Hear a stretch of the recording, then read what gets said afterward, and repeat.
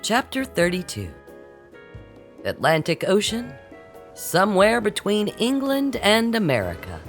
Friday, 8:45 a.m., 1695. On the chilly deck of the merchant ship, the prisoners were allowed a bit of fresh air and put on chum detail for the crew's fishing later that day. As the women bent over their assignment with blunt tools, struggling to gut and chop the stinking bait, they tried to lift their spirits by chatting about inconsequential things. Genevieve, a petite blonde housemaid with sharp, small features and full, red, sensuous lips offering her an illusion of modern beauty, here by the grace of her previous London employer, leaned closer to Marci. "Marci, the story you told us last night.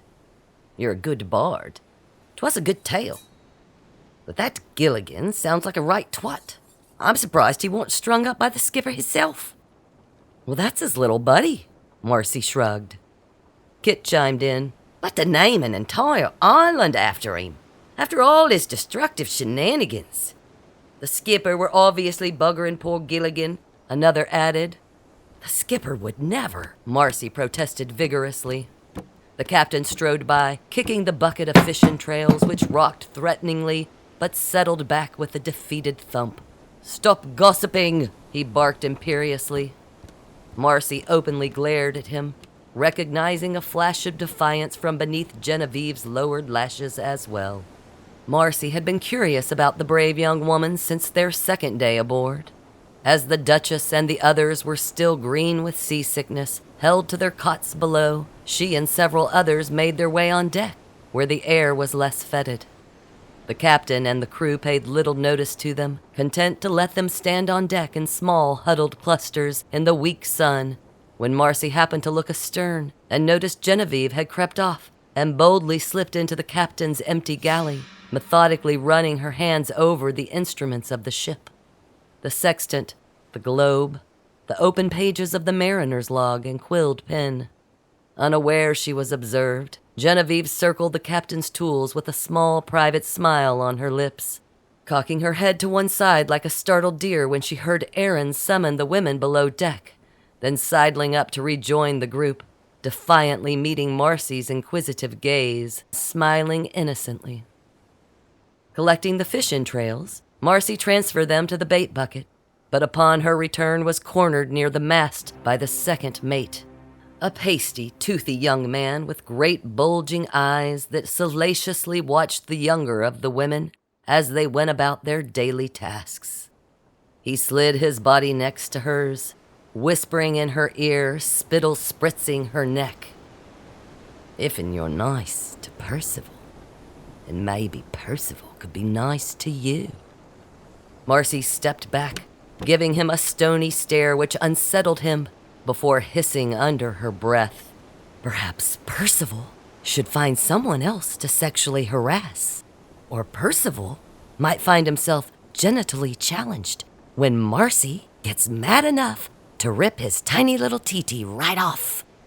So tell Percival it's arrogant to speak of oneself in third person, and Marci does not like it. Please desist, ASAP, young man, and you should be ashamed of yourself."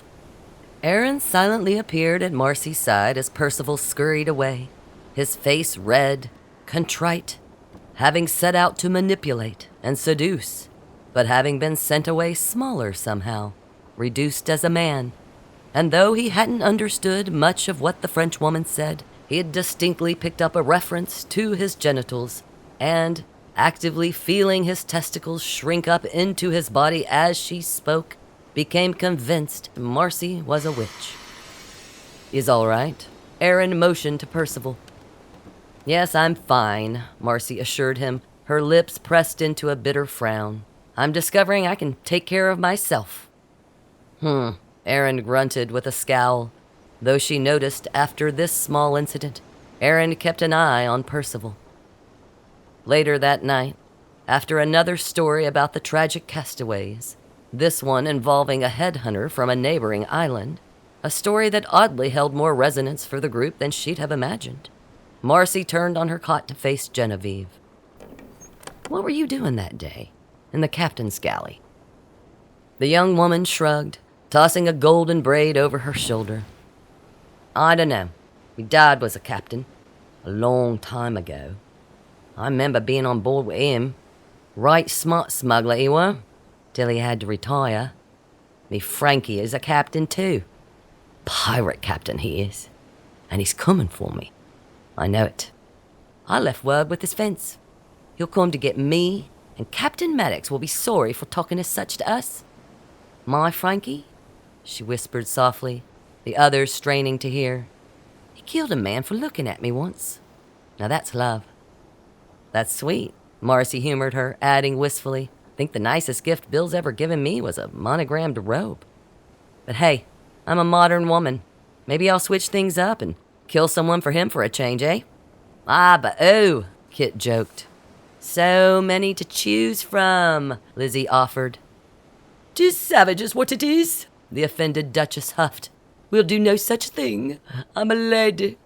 "More like the fair lady's maid," snickered Millicent, a mean-spirited, black-haired murderess, her specialty household poisons, as the first 3 of her husbands learned too late. Her last murder, a rather impetuous on-the-spot stabbing of the 4th, being her justifiable downfall, telling the judge he'd have done the same himself if he had had to listen to that ungrateful philanderer criticize his own dear deceased mum's bread recipe one more time, claiming she'd warned the bastard twice, which was more of a warning than she'd ever been given, she testified, pointing to what seemed to be a permanently blackened eye. The Duchess shushed their titters with an amused pout.